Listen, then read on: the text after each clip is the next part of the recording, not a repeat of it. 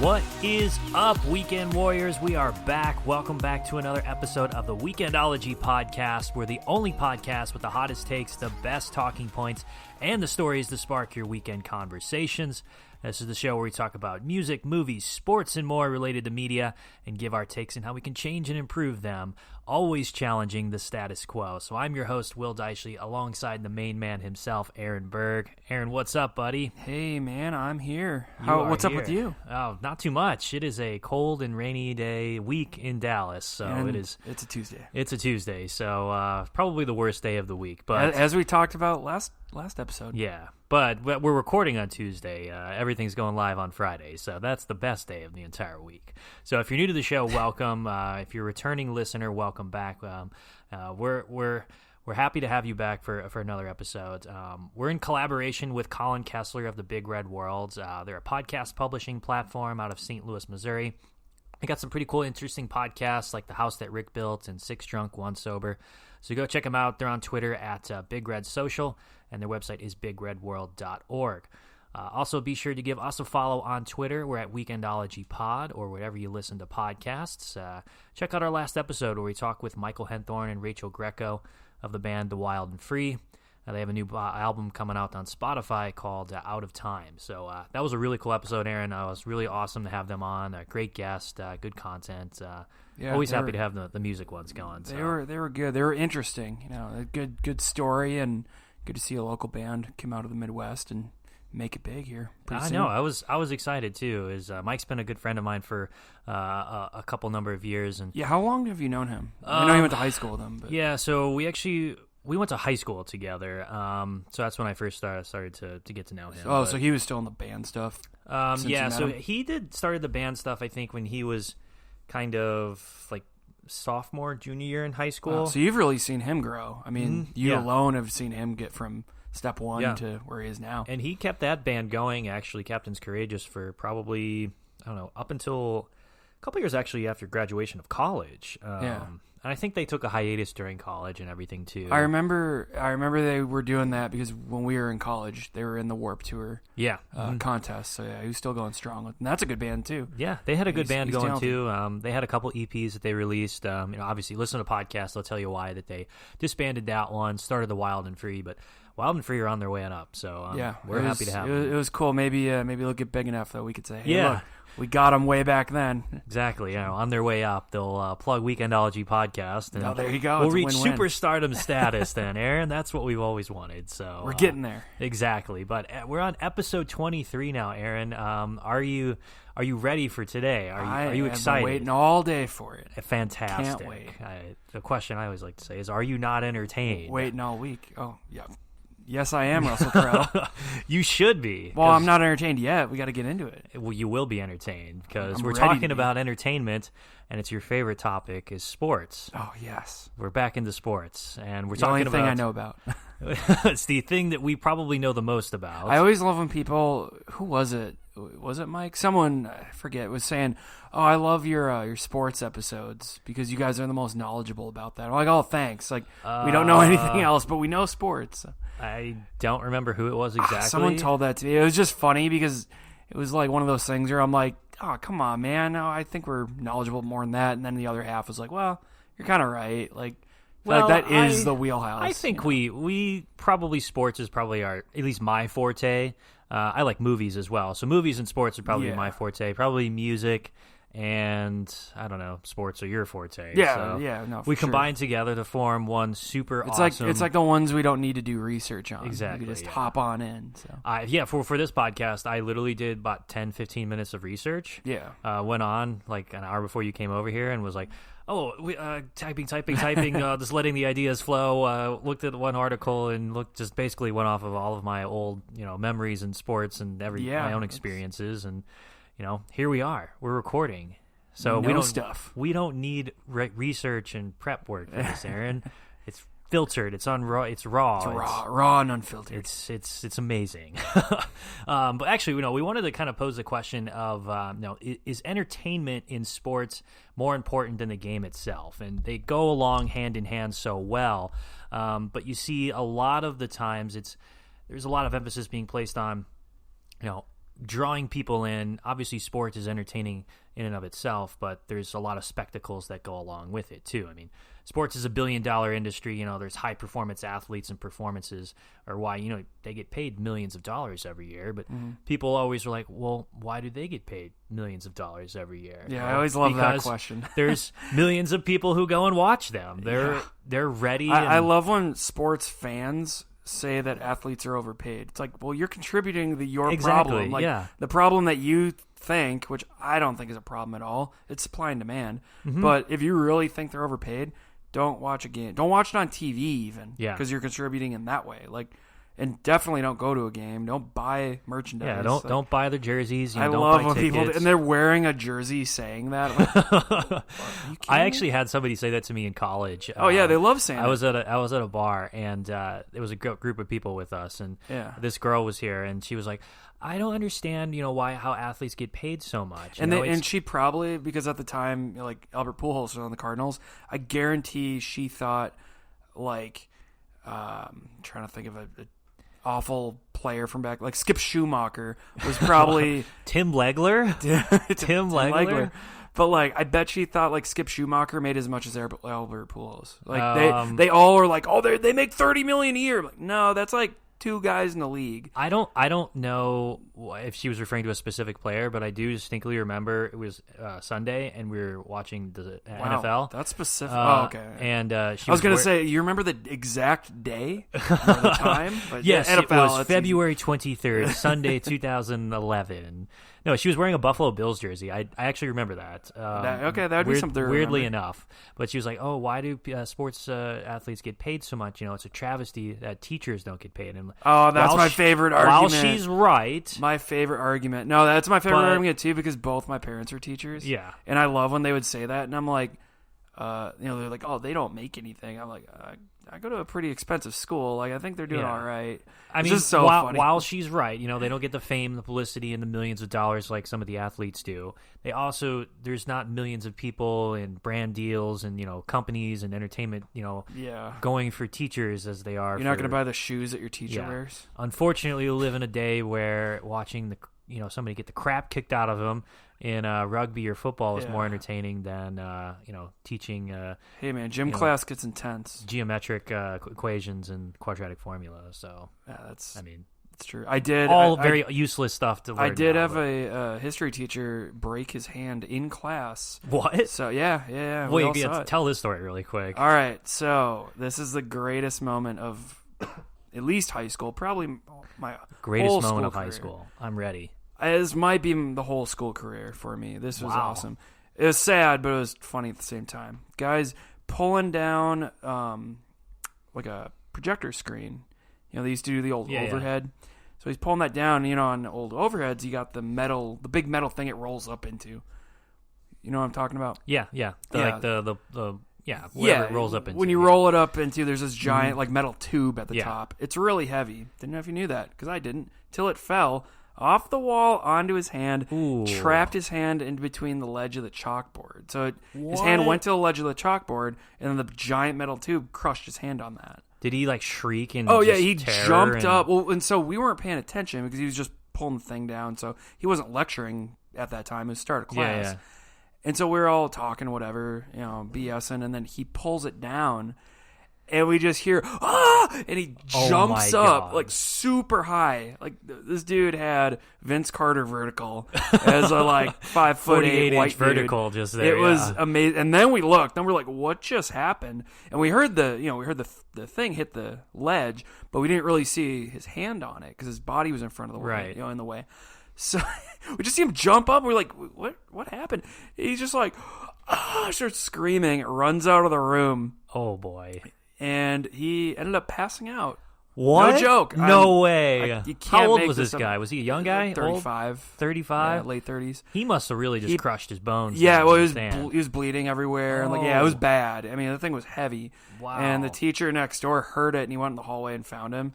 And then he brought him back into class to tell us like he was leaving for the day. He is done for the day. The guy had just tears running down his face, and it was like freshman year of high school. We were jerks, and we were like, okay, this is kind of funny. We were trying not to laugh because we're watching him stand up in the front of class. And he's just like crying. Like a grown man's crying. His hand's huge, blood. And that's the most embarrassing thing, because as a teacher, you're never going to be able to live that down. Oh, no, we brought it up for years. Oh, yeah. Your legacy at the school forever. So, exactly. Well, good that he steered into the skid. Well, we'd walk by like, hey, how's your hand doing? And the teachers would, too. It was like a school joke. That was See, now that's entertainment, though. See, they put their bodies on. Yeah, so go out, watch. Give that man a raise to $45K. Wow. Incredible. Give him the big bucks. But so that's what we're talking about today. And hands being crushed? Yes, hands being crushed, teachers putting their bodies on the line. Yeah. All that kind of stuff. So I mean, they mold the minds of young children. Exactly. So give them the big bucks then. Why not? No, I always wanted to, find it interesting that, you have all these analyzers, you have these coaches, there's the statisticians and the tacticians. So each sport's got its own type of culture. You sounded like Stephen A. Smith saying that. Maybe I am Stephen A. Smith. The statisticians and the tacticians. I'm going to get really loud now and get super pissed off. So here's the thing. But let me talk. Let me tell you something about sports. Quietly, and then rise. And I'm just statisticians and the tacticians. Watching you trying to open this water bottle right now with one hand. This is hard. Did you crush your hand in a? We are not at MZ Studios today. No. We're at WD Studios here in. We're in the Dallas, Texas residence studios. So. But each sport's got its own type of culture and everything. So I'd say each sport is inherently entertaining to watch. But then you've got, that's the sports side. Then you've got the sports entertainment side. It's, spectacles that have high levels of, theatrical, extravagant presentations. It's purpose of entertaining. It's why people come to the games who aren't, fans of the sport, who know much about it as well. That's why you watch pros versus high school kids. Exactly, yeah. That's why halftime shows exist. That's why post-game shows exist. Pre-game shows, every post type of game show, I guess. So, Red Panda shows. Cheerleaders. Exactly. Mascots. So, I mean, each league cares about its sport, but it only matters if the money flows in. And so that's why you have to marry both the entertainment side and the sports side, because I think all of these sports are run like businesses, and if you're not entertaining and having people come in, you don't have enough business flowing in. But I feel like sometimes there's too much of an emphasis being placed on the entertainment side as opposed to the sports side. And so we'll get into some of that as well. But, Aaron, what do you think is kind of the issue? Do you think there's more emphasis being placed on entertainment, or is there a good mix? So, that's a tough question, because I think there's too much of something as, can be bad, whatever the expression is. Too much of a good thing, I guess you could say. So, and what really got me thinking of this, and I know we'll get into it later, but the XFL, because it's a second go-around.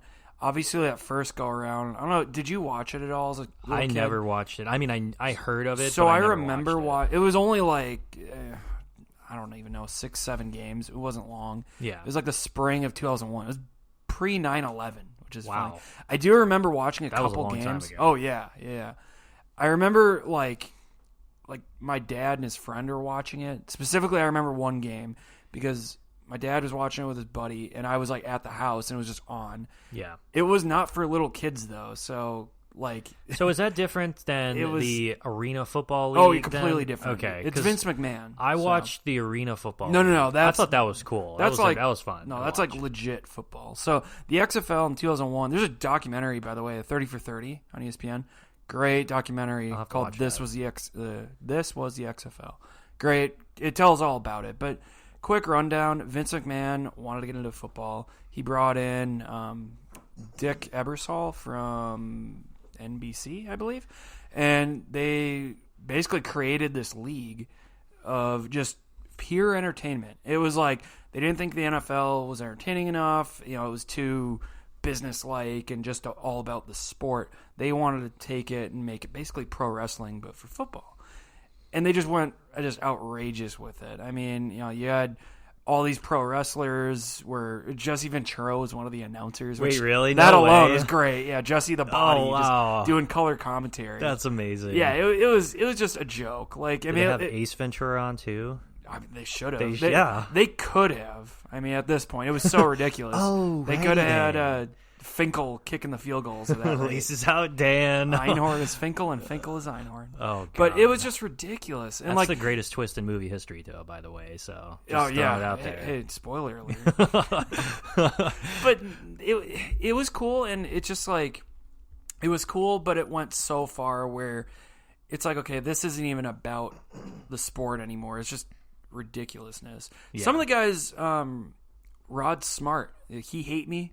You ever heard of him? I never heard of him, actually. He had Heat. You could put whatever name you want on the back of your jersey. Oh, wait. He put He Hate Me. I know who you're talking about. He went to the Carolina Panthers after that. So like, wait, did he really? Yeah. Oh, wow. Yeah, and then they had like, what was his name? Tommy Maddox played in the Broncos, and then he was a Steeler. He was Roethlisberger's Okay, so you had a couple players, move on. Yeah, he was in the NFL, went to the XFL, got back to the NFL, and he backed up Roethlisberger for the Steelers. I mean, I like the idea of the XFL. I think it's great that it's back. It's right. It's really cool that there's football in the off season now of the NFL, but I think I'm obviously it's still the first week of the season, so it's still a little bit fresh.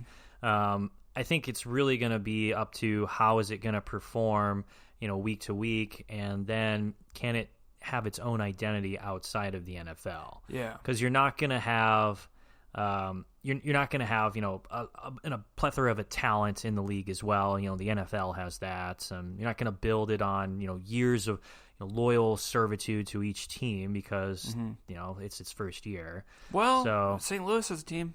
Well, that's true, but there is such thing called tough a novelty when you're putting effect. them in other, I think all the other cities, it's New York, D.C., Dallas, Tampa, Seattle. So all these teams, L.A., all these teams have NFL teams already. Right. So yeah, you're kind of like, and that's where I think the entertainment wise, yes, make it fun. Some of the things they're doing differently is the player interviews right after they score. I like that. The coaches are mic'd up. Everyone's basically got a mic on them. So you get that inside access, and I think that is the good spot. That's the sweet spot of entertainment where you can get enough entertainment. It's fun for the fans, but it's not over the top like stupidity. You're still watching good football. These guys all played D1. Some of them did play in the NFL a little bit, or at least a practice squad. So you're watching athletes. So is it? I think it's shorter fields in the NFL. It's is it 100 yards still, or is it? No, I think it's 100 yards. Is it full length? Yeah, it's full length. There's just certain things like there's no extra point kick. That's right, yeah. So when you score a touchdown, you get 3 tiers. One's 5 yards, one's 10 yards, one's 15 yards. Okay, I like that idea. So you get 1, 2, 3 points depending on where you want to kick from. I think there's no punts as well. There's no touchbacks. Right. Yeah, so it speeds up the game pretty much. Most of their draw is, hey, we're a faster breed of football. So you're still watching football. But it's not crazy like the Canadian Football League or Arena League, where Arena League was insane. Yeah, I they remember tried people to do that, getting hit in the boards and stuff with that as well. But and guys had to play 2 positions. Yeah, that was nuts too. But you're on a tiny field. That's true. I liked what the XFL is doing, and I haven't seen a game yet, but I'd like to go and you should watch it. If you like watching football, you'll enjoy it.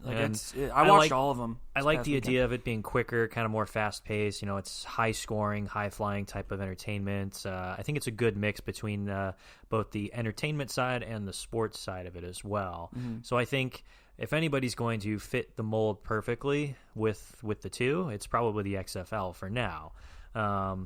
It's less predictable as well. I mean, I don't know if any of the teams or any of the games were as exciting as they should have been for the first week. No, there was huge plays.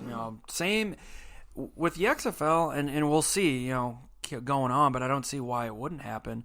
I mean, you're going to see the same stuff you see in the NFL. You're going to see the stuff you want to see: the big hits, the long passes, the exciting drives. Like everything you get in the NFL, it's there. The players, obviously aren't the NFL. They're kind of cast-offs in that way. And that's where I think for it to succeed, not to get too off track, but for it to succeed, it needs to become a minor league. It has to stop trying to compete with the NFL. Yeah. Because we've had so many other leagues where they're trying to compete because they play in a different season, or some of them play during the NFL season, which that definitely won't work. But the NFL is just too big, and people love it, Mm-hmm. which, I mean, I love it. I love the NFL, but I love football as a whole. And it's kind of the same way like with baseball for me. And baseball, I will watch pretty much. I'll watch college. I'll watch minor league. I'll watch major league. Obviously, I'd rather watch a major league game because those are the best athletes. But I'll go watch a minor league game because they make it fun, because the athletes are still good, and they carry that balance. They balance between half entertainment, half a good sport, actual athletes, guys you could see called up. And I think if they can create some kind of partnership or affiliation or be a feeder system in some type of way, that's where it'll have the staying power. If they can't, then I think people will just say, whatever, I'll watch pro and just wait till NFL comes back, and college football too. I think I agree with you on some front with that. I don't think it'll succeed if it goes kind of the cheesy antics of kind of like what the ML or the minor league baseball does. Well, they made that mistake already with the XFL. Like they know what that looks like. So I feel like because they made that mistake, if they get back to, which I don't think they will. I think they've learned they lost a ton of money. So, I just think if they go that route again, people are going to tune out and be like, "Oh, great, this is what we've seen already." But they have to be careful, because if they try to get too serious, people are going to say, okay, this is what the USFL was. Exactly, and we can, like I said, people love college too. And that's unlike, I think, any other sport where college football has some of the best overall atmosphere. Yeah, at any and it's kind of event. neck and neck. Like there's just college football fans, and there's just NFL fans, and then there's both. So I think that's where they got to be careful, because you're also competing against college football. So I think minor league, trying to make a minor league and a fun minor league like minor league baseball is a way to go. Yeah, I agree, and I like the XFL. I'm excited for the season to keep going with it. I think it's going to be interesting when, if it can continue to average, good numbers in attendance as well. I mean, obviously that's going to be, the main driving force if the league survives or not. Because, I mean, like you said, there's been, dozens of leagues that have come before it and failed. I mean, and haven't been able to. What do they need to do, and what do you think is the perfect amount of entertainment, and then the perfect amount of keeping with the sport? So I like what they're doing with miking up the players right after each play or whatever, or the coaches. I like that atmosphere, especially when like watching ESPN or NFL channel when they mic up the coaches on the sidelines. Yeah. I like hearing that element, what they're saying, what the players are saying on the benches. I like the interviews for the players as well. I think that's really cool to see. Hey, what happened when you missed that field goal? Then he's like, well, I'm still out of breath, but like, I guess I just, shanked it wide or something. Yeah, you're going to get more honest answers. Exactly. So that's a little bit more raw and unfiltered. But the issue, I think, will be trying not to make it too cheesy with gimmicks or too many promo nights or stuff like that. Run it as a professional of a league as possible. You can still make it fun. You can still do stuff like that, like the pros do, but not as much as like the minor league teams do with like George Costanza nights, or now it's beach nights, or now all the players are going to come out wearing, like a Power Ranger jersey or something. Well, so we talked about that when we had Gregor Hansen on the podcast a while ago, and that's what it made me think of, where these guys are pros. They're totally professional. They could play in the major leagues.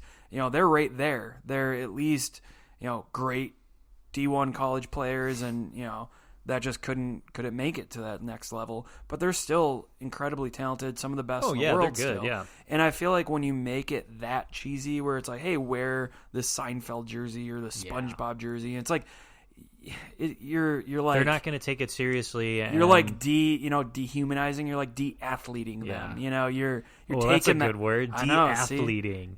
You're there Stephen A. Smith, man. Let me tell you, don't make me de-athlete someone. He would say athlete too. Yeah, he would say de-athlete. But like, you are, because people go, and then even me as a big sports fan and a guy who I watch minor league sports too. I even would watch that, whether it was hockey or baseball, and see a guy in like a pink jersey or something dumb, and then forget, oh yeah, these guys are really good. It gets so distracting. Or like, it does, yeah. Minor league baseball. I love going to minor league baseball games. Great product, but I really like it because I can go watch a guy play for the Rough Riders, and next week maybe see him on the Rangers get called up because he's that good. That's they true. can pull him up. But then when you're doing like every single, after every inning you're doing some goofy like race, or I get it, it's for kids and it's a family atmosphere, but like just do it a couple times. When you do it the whole game, too much oversaturation. It looks of like that an amusement park. Yeah, it's too much, and I think really the ultimate way for the XFL to like make it big and to make it survive for long periods of time is partner with the NFL, make it an official minor league team or league of the NFL. That way you still get a ton of money from the NFL. You can still have your own brand. You have a stable organization that runs over it, and then you feed people into the league. So each NFL team has its own affiliate team, and then if you're not playing well, if you're a practice squad player, sent down to the XFL. Get some playing I think time. too the NFL and people, I hear people ask, well, how long is the NFL going to stay this giant? I think they need to do that to stay on top. It's a great way for them to expand too. Well, and you're going to see even better players because you're going to have fresh legs ready to go. You're going to have guys who they're not 3 years removed for the game and they need somebody and they're like, oh, this guy used to play a couple years ago, and they pick him off the couch. Like these guys, playbook's fresh. Their legs are fresh. They're ready. I understand. Injuries might be a problem, but hey, hockey does it. If hockey can do a minor league system and they do it just like baseball, where you really have to rise the ranks to get to the majors, I don't see why the NFL can't have one tier of minor league and then have guys waiting. And also that way the practice squad guys, they're not just going through practice, they're playing. And then it would be interesting because you could have guys going to different teams, and you could have a guy get a shot midway through the season, and I mean that could change the tide for the contenders and also for these teams. I think it would get rid of these teams like the Browns or the Bengals, where they're too much stagnation, and at least they can look at like a baseball system where they're like, okay, well at least we have a good farm system, we could prep for next year, instead of like these teams where they're like, oh well, hopefully we'll tank, we'll get the number 1 or number 2 pick. But it takes years because they're just reliant on draft picks. Yeah. Whereas if you have the XFL and have a minor league system, you can have a farm system and be ready to go in a year or two. Yeah, I agree. And anything run by Vince McMahon is A+ in my book. So I love the guy. He's such a character. And I think too, I'm glad he made his mistakes 20 years ago, because I think he's not going to fail. He's a smart guy. I mean, he knows what to do. And I think he did the same with the WWE. You look at that, I think too, I mean, I know that's ridiculous and I'm not much of a fan of it, but those guys are athletes, and I think he made them even better athletes by taking people out of UFC, like Ronda Rousey and Brock Lesnar and did you say Bobby Lashley? Yeah, Bobby Lashley used to be an MMA fighter. Yeah. Turned him into a WWE fighter. Yeah, see, so he's taking guys like that, and he's still creating that entertainment aspect, but you're seeing real, not that they weren't athletes before, but I think you're seeing more. Yeah, it's a little bit of a mix between professional athlete or whatever you want to call it, kind of that brand and culture and everything. Yeah. And I think what the NBA has done so well is mix the brand of entertainment with the brand of the sport as well, because I think they're the best professional league that is able to do that. I mean, look at how they mold themselves with their pregame shows with Shaq and Kenny and Charles Barkley. They make characters out of the guys. Yeah, I mean, they don't have the best insights or the best basketball knowledge. Mm-hmm. People watch them and it's because they're fun, they're enjoyable, they're entertaining, they're characters. What dumb thing is Charles Barkley going to say, or what statement is Shaq going to say, like, man, I just I invested in Dollar General. He's a broadcaster, and I just think he's got the stuff to make it big, and those are just stupid general points. But the NBA does such a great job of engaging with their brand off the court. Well, they make their guys, the current players, you want to see them because they have personalities, mm-hmm. and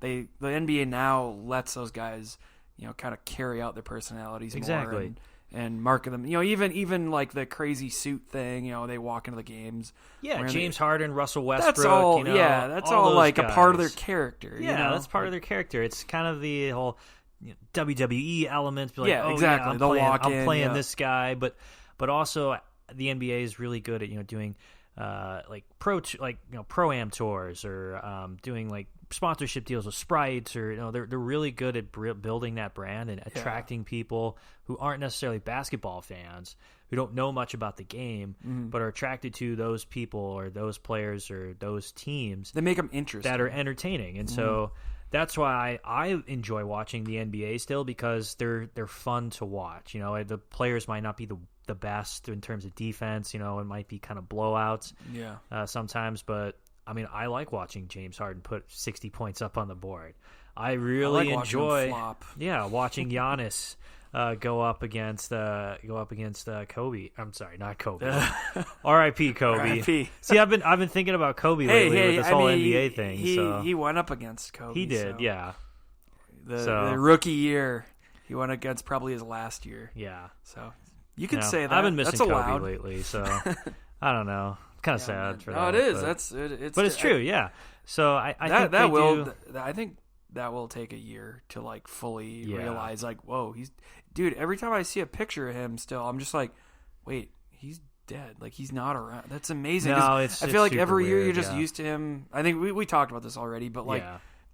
When you say that, it's just crazy. Like, you can stop and think. You're like, oh, wow. Like, it's weird. We will just have to watch highlights now. So I'm going to the NBA All-Star Game next weekend. I'm pretty pumped about that. It's going to be pretty sweet. But they're going to do, like, the whole tribute thing. Everyone's going to wear, like, 24 on one of their teams and then number 8 on the other team as well. And by the way, did you take a look at LeBron's team, which is, like, super stacked and against other than what was Giannis's team? Yeah, like one of them is like a does little. Does Giannis like not know how to draft? Because didn't they draft those teams? Yeah, they did draft those teams, and so I think did LeBron you draft the starters and then the fan? How does this work? Because the fans still vote. The fans vote, and then they're put into a pool. Okay, and then the players just draft them. So like does he not watch film? I think Giannis just wanted like draft all his bros and just his friends to just hang out and have a good time. Like LeBron's like, okay, I want to go out and win this thing. Yeah, and so there you go. That's the competitive side, and then the entertainment side, literally within the All-Star. Not going to be a whole lot of entertainment. But look at what the All-Star the Giannis's team. The entire All-Star weekend for the NBA is so much fun. I mean, you've got the rookie game, you've got the. What is it? The skills challenge. The skills challenge. Contest, then you've got 3-point contest. Exactly. I think that whole type of weekend with all the events and people there is so much fun. What's the one they do where I think this is the coolest one? I don't even know. I haven't watched it in a while, but at least they used to do one where they had like a team of 4, and they had like a legend, a current NBA star, a WNBA star, and then like some dude like on the team, and they'd have to shoot like a layup and a free throw and a 3-pointer and a half-court shot. They did like I want to say that's part drills. of the skills competition, but it's part of like it's not like the full-on professional one. It's kind of like because they do different events with it and they switch it up every year. I thought it was called like All-Star Challenge or something like that. It could be something. I don't even know like if they still do it, but I think they still do the celebrity game too. Yeah, and that one's cool. That one's fun too. I love the different events that the NBA does, and Adam Silver's really good at bringing the entertainment spectacle into it, but also keeping it pretty. I like how he's like a more hip commissioner than David Stern, and you'd look at that guy and be like, "This is the nerdiest dude ever." But he's done so much for the league and made it so much cooler. He has, yeah. He's been a great. Yeah, I feel like when David Stern was commissioner, like he's like an old type of guy, but like tradition rules, Which he was another RIP. But like. Stern. He was a great commissioner. Like he really was. He did a good job, but I feel like he was like too sports side, business side, and then the players were going to be the entertainment because it was still entertaining. Like they had characters and they had guys you like. Dennis Rodman, man, the biggest character of all time. Oh man, but like the entertainer. You had Dennis Rodman playing in a league that David Stern ran. Like. What a paradox. But now you got Adam Silver who like understands that branding side of it. And I feel like he's really done a fantastic job with still keeping it serious, still making it, one of the top leagues, but really accentuating that entertainment side of it. And I love that too. And then you have people like in my opinion, the NFL, which is the exact antithesis of what the NBA is. The no fun league. Exactly, the no fun league. You have all these. I want to say. I don't want to speak negatively of it, but... Of what? Roger Goodell? You're not going to speak negatively? You can rip on him all you want. Yeah. If you like Roger Goodell, I'm just going to say you're an idiot. This is no why one can defend that man. The NFL has their no-nonsense mentality, but I think really they cater to these off-field shenanigans of some of the players. Roger Goodell caters to whoever will pay him the most. Because he's just... Exactly, yeah. He's He's the typical... If you pay me money, I don't care what happens, even though I say that I care, air quotes. I don't really care. Oh wait, you're good? Okay, we're gonna suspend you. We're gonna drop the hammer on you. Here's a 2-game suspension. And then if there's Ray Rice, if there's a backlash, then no, I'm gonna backtrack. No, you're suspended forever. It's ridiculous. He's so fake. He wants to come off like he cares about the players. He doesn't. He's done nothing. He's done nothing for players after the league. Spygate, Deflategate, any kind of that's out there. I knew you were going to bring that up. You're going to bring that up. I'm actually defending the I can't believe I'm going to say this. I'm in your side for that. I think... You've come to the Patriots side? No, I'll never come to the Patriots side. I've come to slightly more of a middle ground. Okay. At least for this argument's sake of all those different types of scandals and everything. Probably weren't as big as they were made out to be. Yeah. One, because maybe the NFL inflated it. See what I did there? Badunch. They increased the notoriety of these scandals for their own branding's sake, for their own, kind of attention. Which is weird, because, why would you want drama? I think that they do that anyway with the whole Antonio Brown, or, why do you think you see stories of the same players over and over on SportsCenter? I'm telling you, man, if the 100th LeBron story, is Tom Brady going to leave? Oh, no. Antonio Brown, Lamar Jackson, greatest player of all time, Yeah, just the sensationalism of, exactly. every little thing that happens. Yeah. It's the biggest thing in the world. I think that's down to the media companies, and that's kind of where it gets, as entertainment is put above the sport, when you have these analysts and people who are, talking about sports and analyzing them, who's going to win? They don't care about who's going to win. They just care about making the headline stories and bringing up the same people over and over. Yeah, that's what people enjoy, or they're forced to watch it because it's the only content. Someone must enjoy it because they keep doing it. But part of me is the producers, hey, LeBron gets the most clicks or views or whatever. Play this because statistically that's what people like. But then they beat a dead horse and they keep doing it because they're well, this is safe. This will get people watching. And then in reality, people are this sucks. Here's a conspiracy theory for you. Ooh, nice. Strap on your tinfoil hats. All right. You ever think the leagues come together with the ESPN or the Illuminati, CBS, or all the big wigs in one room? Maybe even Bob Iger's there, or crazy. 100%. So they all come into a room and they're like, "All right, guys, we need ideas on how to create buzz around something." No, they 100% do that. All right, Roger Goodell's like, "Okay, I'm gonna do a soundbite, and it's gonna be talking about this, and I'm gonna backtrack, but it's gonna create more publicity." And then I don't know, freaking Adam Silver's like, "Well, I was gonna say, can you name another commissioner?" Well, I was going to say Bud Selig, but he's he's not part of the MLB anymore. So I love, speaking of entertainment with drama, I love how Rob Manfred is the current MLB commissioner. I couldn't think of dropping his name, knowledge on you. It's so funny how now it reminds me of George Bush and Donald Trump, which is funny because they align with presidencies. People hated Bud Selig. I hated him. He sucks. The man tied the All-Star game. He just stopped it with a tie. You can't do that. No, only soccer can do ties. When it mattered, dude. That's when they got home field advantage. When you actually did play for home field advantage, he tied it because they're we don't want guys getting tired. Well, dude, you're guys the one getting tired. You're the one who kept this rule which I like that rule. I wish they brought it back. That was the best rule. It does matter. That's what made the All-Star game for the MLB the best. And then with all the steroid scandal, another guy who just I don't know what's going on, and then all of a sudden oh no, we really care about this. You're all suspended. Idiot. He sucks. But then now idiot. He's so stupid. But you have Rob Manfred now, and now people hate him even more. I never thought that would happen.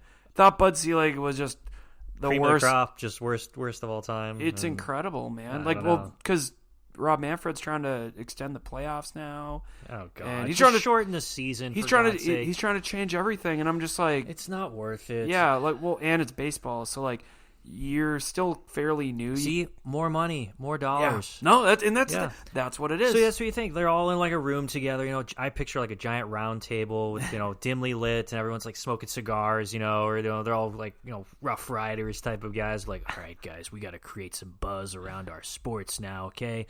We can't run the same LeBron story for 3 million times, all right? Where's Antonio Brown? Get him in here, all right? Tell him to do something. Or, you know, hey, where's, you know, freaking Alex Rodriguez? Let's talk about steroids again. Whoa. Or let's talk about Pete Rose. Let's bring him back up. Is Pete Rose going to make Let's Hall bring of Fame? him back up. You know, I love how he's pushing 80, and the story is still exactly. Are we going to put him in the Hall of Fame? Put this man in the Hall of Fame. And then Netflix is like, we'll create a documentary about Aaron Hernandez. Push the agenda that he's gay. Create so much drama. Oh my god! Can you edit that We're gonna do it from the Netflix documentary in here, so we could have the guy that says scoffing all the time, or what was the noise he made? A guy comes downstairs, or you come downstairs and you got a guy in your dad's shirt cooking bacon. Great quote. I don't think my editing skills are that good. Well, I just did a bootleg version. Okay, well, I did the pirated version for you. You don't even need to watch the original. Yeah, that's what my, like, you know, that's the best conspiracy theory is. Probably It's like everyone's in a room. They're just like, all right, how do we create the most buzz? Create the most money, sports, and playing the game. We don't care about that. Throw that out. Isn't it funny? It's kind of like professional wrestling in a way. It kind of because is, they're creating the headlines. Yeah, they got you got the rivals and the villains and they hate each other. Oh, they're gonna go after each other. Oh, the showdown. Hockey, you see it. You know, I was watching. Speaking of documentaries, a good one called Tough Guy. It's a Bob Probert story. Bob Probert. Yeah, okay. Another R.I.P. A lot of R.I.P. to everybody in this podcast today. Man. But Bob Probert, like, they would do that where he played in the 80s and 90s, and good player, but great fighter, and fought Todd Ewan in the documentary. R.I.P. Todd Ewan. See, man, it's crazy. All the good ones. I'm not trying to do this. It's just like everyone's like, this is just happening. I swear. Yeah, wow. But it was crazy because it was like people would go to the game and watch it like a boxing match and forget the hockey game was going on. Because the news would come on, like, Bob Probert, he's going to go after Todd Ewan tonight, or he's going to go after Marty McSorley, or they would pick these guys, and then he had to go after him. Because then if he didn't, people would be mad. Like, hey, I paid for tickets, you know, like I paid for you to. And the TV stations would be mad because they're like, we've reported this on the news, but it's just crazy. It's like you get these aspects that are totally, like you said, they're created. Mm-hmm. You know, that wasn't going to happen. He's out there playing a professional game. Yeah, and do you really think that, you know, the average fan cares about, you know, Probert and Todd Ewan going at it, or, you know, he's just like, I'm just here to, you know, watch some hockey and everything. But that buzz, that's like, ooh, now I really want to see it. But I see why they do it, because like, oh, there's some random dude who kind of cares about hockey, came to the game, spent $50 on a ticket just to watch this player go at it. Yeah, so I think it's kind of in the middle with it. But I don't know. I'm not for the whole, you know, crazy, you know, enlarged stereotypes of entertainment or, you know, storylines or anything, you know. But, you know, those guys can hype up the unhypable. So. Yeah, I mean, I'm with you. Like, I understand why they do it, and I think it needs to be done a little bit. But with how much media there is now and how many different stations and options you can go to for it, like, I get tired of looking at the same, you know, headline over and over and over again, and it's a repeat, and it kind of dilutes it in a way because they're like, okay, yeah, I've seen this before. I get tired of it too, and it doesn't help that a lot of the stadiums nowadays are kind of geared towards the huge entertainment spectacle. They're so much bigger, you know. There's TV screens everywhere in the suites, they're trying to like not get you to watch the game in the bathroom. For God's sake, you know, you go and take a pee in the bathroom, and you're like, oh look, there's a screen right above me. I can just watch the game, or, you know. Everything is geared towards bringing the ultimate level of entertainment to it. I always love the suites. Oh, the suites are the best. How it's just so distracting in there. I don't even think I watch the game when I'm in the suites. I just like being in the suites just because, like, I'm in the suite. It's like you're in your living room. Yeah, I got a TV right here showing the game. I got another TV over here, playing some other, Sports Center or something. I can do whatever I want in here. So, yeah. Did you know that people actually gauge their experience at a sporting event based on the food, the drink, and the Wi-Fi experience? Oh, the Wi-Fi? Yeah. Because they gotta tweet about it. They gotta post their selfies on Instagram. Well, the teams tell you to. Exactly. They're always like, "Hey, tweet your pictures and exactly promote our team some more." No, I read that in a study where they value the Wi-Fi a little bit more than they do the actual sporting experience, like the game itself. That's really sad. Like it could be, freaking Patriots and whomever in the Super Bowl. And like, oh, the Wi-Fi is so much better, or the experience is so much better. Crazy. The food is funny to me too because like it's terrible food. Like concession food is all awful. of it is so bad. And like it's hot dogs. So what are Yeah. you judging it on? Like who I mean, cares? that's... I want it to be cheap. I mean, that's what I'll judge it on. But I go and like if I'm trying to spend, if I'm spending $12 for a beer and $7 for a hot dog or those pizzas are like $14. It's just crazy prices. Like, no, I automatically go thinking it's going to suck. Pay $50 million when you go to a sporting event for food. So. Yeah, but that's why why they have theater. That's why they have other things though to distract you away from selling. You're giving away your paycheck. Guess it works. It works meal. out though because if a team's bad.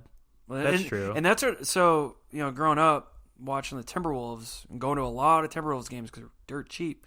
Because they were awful. The year Garnett left. Like the Rams, too, in St. Louis. Very similar to the Rams, yeah. But so bad. But there's 41 home games as opposed to 8. God, so, it lasts a lot Your longer. suffering lasted a while. Oh, yeah. It was bad. And, where Al Jefferson was, your big seller. That was your star. That's it. Just Al Jefferson. We had Kurt Warner for a while, and then we moved to Mark. That was the good years. Yeah, then we had Mark Bulger, and then... And he had Gus Farrat. Wow. And okay. R.I.P. to you guys then. Yeah. No, you guys. Oh yeah, you had Gus Farrat. Yeah, we had Gus Farrat. Yeah. Oh yeah. I knew that, right? Yeah. I mean, you don't know who Gus Farrat is. Hey, he was in Minnesota too, so there you go. Same thing. I dealt with him twice. But it's funny, watching those games, you notice the entertainment level went way up. I mean, it was like being at a minor league game because they're like, hey, let's distract you from this just terrible play and watching a team only win 15 games in a year.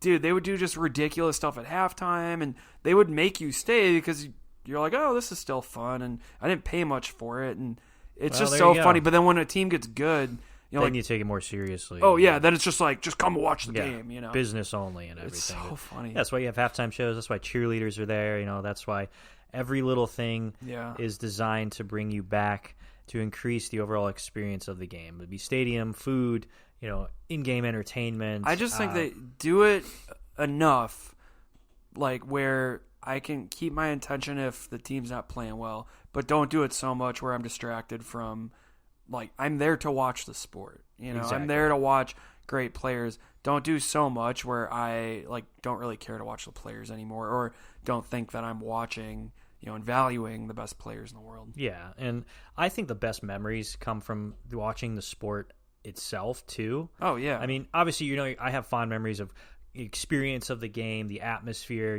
that contributes to it. But some of my favorite memories are actually watching the sport itself. I'll never forget, I was watching the Rams versus the Bucks, and I think it was during their Super Bowl winning year. They didn't have any in-game entertainment or anything like that. It was just pure football.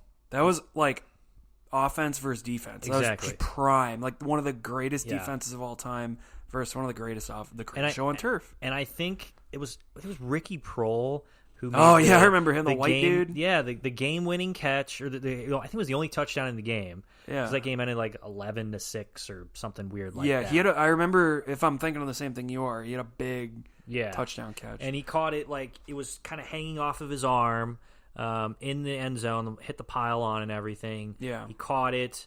This was before they reviewed every scoring play. They didn't really have, this was 99 or 2000. Yeah, I think it was that year. That was the Rams Super Bowl year. Yeah, that was the Rams Super Bowl year. So, and that was probably one of the best sporting moments I've ever seen and experienced just because it was just all about the game. Everyone was into it. Yeah, it was playoffs and everything, but you didn't have, social media to distract you. I guarantee if that thing would have happened today, not half the fans would be cheering as loud as they did because they'd be like, "Oh, I missed it. What happened? I was on Twitter," or "Oh, I was." They're like the they can't clap because they're trying to film exactly. it. They were trying to put it on Instagram it. or put it on social media or something. And I think now there's so much entertainment, it's kind of draws away from the actual sport itself. Yeah, and I think that's kind of crappy. So. Yeah, it's hard to go backwards. It'll be interesting how we could, try to pull it back a little bit. But I don't think you can now because everything's so intertwined. I think. But the entertainment does, I will say, when the playoffs start, and especially if you ever go to like a championship game. True. It's strictly, like when I've been to the World Series, it was all sport. Well, like there was no, and I think too, it's out of respect to the players because you don't want like goofy, games going on in between innings when it's like, hey, this is the World Series, or the Super Bowl or the finals or something like that. So, well, I think when you live in a world that's so intertwined, you have sporting commercials and movies, and then you have athletes starring in commercials and TV roles and movie roles as well. That entertainment is going to be so together that you can't ever get away from it. And I think it's only going to increase as technology gets better, as people will be like, oh well, we got to have more, the bar has to be raised every year. So that's why Jerry Jones has $1 trillion stadium, and it's so big, and there's like a 500-foot screen in the stadium. So that's why their team is always just average. Exactly. Like, hey-o. He knows what to do. Just entertain them. Just keep them entertained, and they'll come back. Yeah. It'll be interesting though to see in the future. Because I've wondered sometimes, do these guys, do they really want to win, or do they just want to be stars and entertainers? That's what I was thinking too, yeah. I mean, you look at some of them, and you're like, dude, do you really want to win Johnny Manziel? Do you really want to win a Super Bowl, or do you just want to be Johnny Football? Just want to be popular or something. Yeah, or it makes you wonder. I'm not saying these guys are competitive, but I think for some of them, it gets to their head. And then they're just like, Antonio Brown. Yeah. I mean, a lot of them where they get to a point where they're like, they got so much ego, and they want their name, the spotlight. They want to be the fun guy, the entertaining headline guy. It's like, well, do you really care about making your team better, or do you just want to be like in the headlines and have people come watch you? Yeah. But it's all about you. It's not about the team, and you might start seeing that a little more. I always wondered, why players would go after the big contracts. For me, I'd rather chase glory and winning ahead of a multi-million-dollar contract. I mean, I'm already getting paid a couple $1 million anyway. So I'm like, well, I'll stay with the good team, win Super Bowls or NBA championships or whatever it is, still get paid millions of dollars instead of going to a subpar team to make my own or be the star, get paid a mega $1 million contract. I'm calling you out, Kevin Durant. Ooh. Dude, like seriously, like you're at Golden State, like go play and win championships for the next 5 years in a row. Become a legend. Well, now he's at the Nets, so I think. Do you really think they're going to win like 5 NBA championships? He's ever going to be considered? No, but isn't he proven himself now? Because he's not going to contender. I would say he has, but I would also I'm just going to stay with the team that wins the most championships, and. Not have to not chase the big contract. Are you calling him out for leaving the Warriors or leaving the Thunder? Leaving the Warriors. Okay. Because he was dissing all the Warriors players too before. Well, he's just stupid. And he was dissing the Oklahoma City players too. Yeah, he just wants to be in the spotlight. I thought I was playing with people who didn't even know how to shoot a basketball, so I had to go. He just wants to be a social media star. Exactly. So stop trying to be the most popular guy in the room. You got your 15 minutes of fame. Go and play basketball. If you win 6 championships, you're considered one of the greatest of all time. Like up there with Jordan, I think, Kobe, and freaking Bill Russell. Wow, that's the most championships. Hey, we're reaching back for that one, Bill Russell. Well, he's the guy I know with the most championships. So he's got 11. That's true. That's 10. I think he's got 11. Yeah, because Phil Jackson passed him. Phil Jackson's got 11. Okay, he's got 10. But you know what I'm saying, right? I think the only thing I could think of if I put myself in his shoes would be Kevin Durant won. Has he won 2 championships now? I think he's got 2. Yes, I should know this, but he has a Finals MVP as well. So like he's got the hardware. Like he's won, and I think a lot of these guys, Antonio Brown, if they can win. Well, actually, I take that back. Maybe Antonio Brown didn't win a Super Bowl. Antonio Brown never won a Super Bowl. Okay, so he lost the Super Bowl. Yeah. Anyway, I'm hurting my point here, but let's stick with Kevin Durant. So Kevin Durant, he won already, right? So he's done. Check. Now I think after these guys win, they're not concerned about I got to be the greatest ever because their names in lights, people know them. Yeah, like I've won. To them, I've proved myself. I am a champion. He'll go to the Hall of Fame. He's got it. Like that part is set. Now he can build his brand, and that's what these guys are getting distracted about. Where, I can go be that character. I can go be, the entertainer and that side, and they want to build that side up. So I think a lot of the guys, they do want to win, and I think some guys don't really care. I think they just want to be the entertainer. But I think a lot of guys, once they won, then they're like, okay, done. Now off to I can really maximize the entertainment. Maybe I'm still old school, but I'd rather be remembered for winning. Oh yeah, 6-7 NBA championships, having the most rings instead of winning 2. And getting you play paid to win the game. Exactly. So like you signed up to be an athlete. So like go be an athlete and compete and win. I think you can go be. Look at Shaq. You can go be an entertainer still after you're retired. Exactly, Go build your brand after the man has retirement. 97 sponsorship endorsements. When you think about it, you only get 10, if you're good and you stay healthy, 10, 15 years if you're really lucky. Yeah. Let's call it 15 years of a good long career, then you're done. Then you have 30 years of going to be, Mr. Crazy Entertainer or whatever you want to be. So it's like, focus on one thing at a time. I hate these guys, and I think you're right. I think Durant does it where they let it feed them, and they want to be these like entertainers now and more of these personalities. And it's like, no, you're still in your prime, and I still want to watch you as an athlete. Go win basketball games. I don't know. Also, Kevin Durant isn't that entertaining for me. Like I don't know. He was just the easiest example. I don't like Kevin Durant. I used to like be kind of neutral on him, but now after. It's a combination of him leaving teams, leaving the Thunder, leaving the Warriors, and then also like being all sassy on social media and bragging about his burner accounts and calling out Stephen A. Smith. It's like, dude, no, I don't care. It's all for entertainment. So there you go. It's like just go play. And I think that's where the entertainment side really hampers the sports world itself. Go be Kawhi Leonard. It's just just be really neutral, really boring. He's got a brand. Go and play basketball. Go be Tim Duncan. Exactly. So those are our thoughts on it, but we want to hear from you guys. That's all I have to say about that. That's all, folks. If you liked hearing the discussion on entertainment and sports, let us know. Continue the conversation with us on Twitter, YouTube, and more. What are your favorite memories in sports entertainment? Check us out on Twitter. We're at Weekendology Pod. We're on YouTube. Search Weekendology Podcast. If you got any other ideas for topics that you want us to cover in episodes, we'd like to hear from you. Yeah, because we're running out. We are running out of episode ideas. So tell us, what do you want us to change next? What do you want our thoughts on? Drop us a line on social media. We'd be happy to speak with you. Right, Aaron? We'd be happy to speak with them. Our office hours are open. Our office hours are open. Consulting hours are from every other Thursday from 9 to 5. Move some stuff around in my schedule. Exactly. They're always open. The DMs are open. Check us out on Apple Podcasts where we talk with our latest episode of the Wild and Free Band about the rising popularity in music. We're on Apple, Spotify, iHeartRadio, the whole 9 yards. We've got new episodes every Friday, so until next week, we'll see you then.